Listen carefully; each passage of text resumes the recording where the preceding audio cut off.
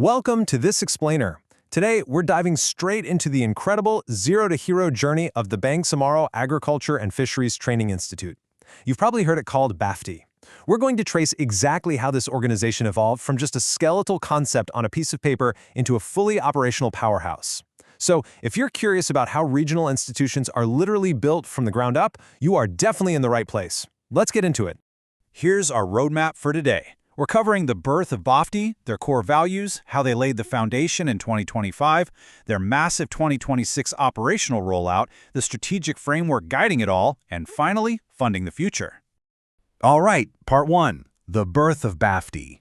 So, when you look at the official BAFTI logo sitting directly alongside the emblem for the Ministry of Agriculture, Fisheries, and Agrarian Reform, or MAFFR, you have to realize that pairing is completely intentional. BAFTI was unanimously approved as Parliament Bill No. 39 and then officially signed into law as Bangsamoro Autonomous Act No. 59 back in August of 2024. Basically, this law created BAFTI to be the dedicated specialized training arm for the ministry. They are literally the educational engine driving the region's agricultural sector. In their ambition? Well, it goes way beyond just handing out a few informational pamphlets. Listen to this quote from their mandate. Transformation of the lives of farmers, fisherfolk, and agrarian reform beneficiaries towards a vibrant economy and resilient and competitive communities. I mean, that is a massive goal, right? They want a total transformation of these communities, and to pull off a pivot like that, you absolutely need training that is rigorously science-based and strictly standard-driven. Which brings us to part 2, core values and mandate. So how do you actually build the DNA of a brand new institution? BAFTI engineered their foundational character using some incredibly catchy acronyms. They want to RISE with ACE and ICE. RISE stands for Resilient, Integrity, Sustainable, and Ethical. ACE makes sure they're accountable, collaborative, and empowered. And ICE, that guarantees their services are inclusive, innovative, competitive, and excellent. It's kind of like a master formula to ensure that every single training module they push out is not only high quality, but deeply culturally responsive to the Bangsamoro people. Okay, let's look at the timeline. Part 3, 2025, laying the foundation. You've got to appreciate the sheer grit here in early 2025. Picture this. From January to May, strategic coordination started with literally just a 7-person skeletal team, led by concurrent executive director Penditun S. Padarasa.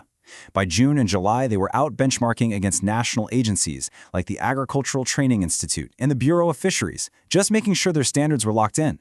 Then in August and September, UNIDO led a training of trainers focused on the seaweed industry.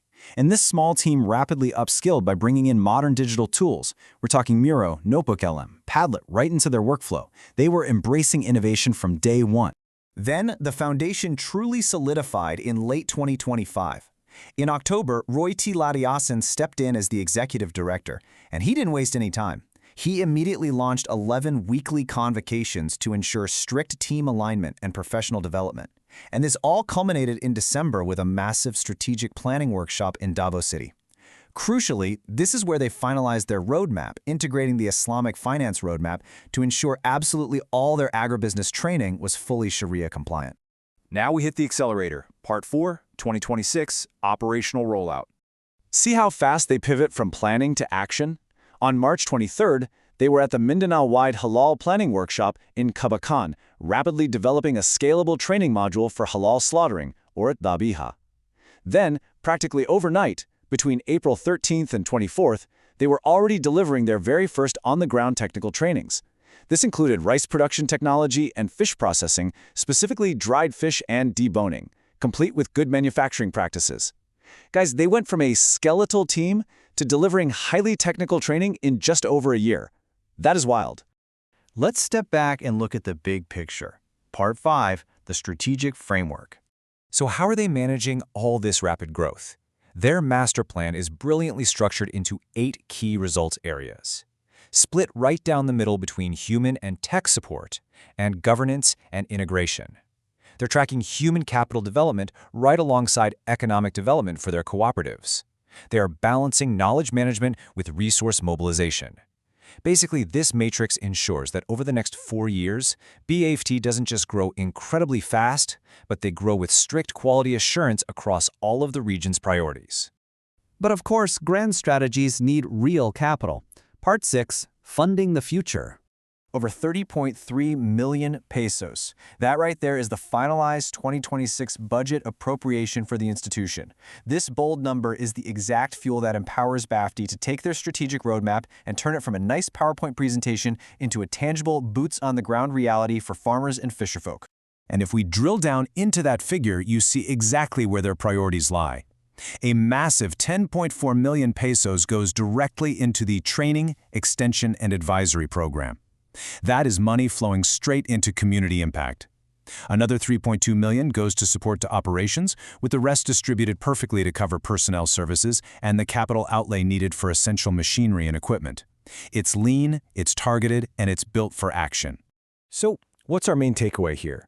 We've just watched BAFT's lightning-fast evolution from a tiny 7-person crew benchmarking against national standards into a fully funded 30 million peso center of excellence that's actively delivering technical training today. But as we wrap up this explainer, especially looking at how deeply they've integrated Sharia-compliant agribusiness, we're left with a genuinely fascinating question. With this foundation now rock solid, what exciting cutting-edge innovations are next for their highly anticipated halal industry training modules? Because if their first year is any indication of what's to come, the Bangsamoro region is on the verge of a massive agricultural renaissance.